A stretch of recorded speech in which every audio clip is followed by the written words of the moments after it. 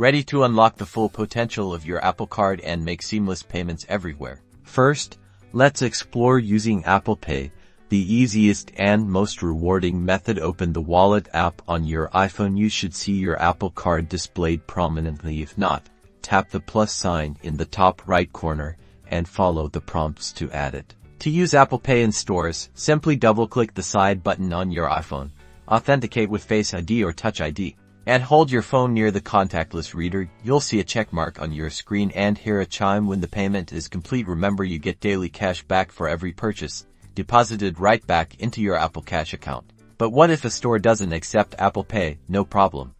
Your physical Apple Card is there for you. It's made of titanium and has a minimalist design with just your name and the Apple logo. For online purchases, you can find your card number, expiration date, and security code within the Wallet app. Just tap on your Apple Card, then tap the card icon with the 3 dots in the corner, and finally tap card information. Use these details to fill out the payment form on the website.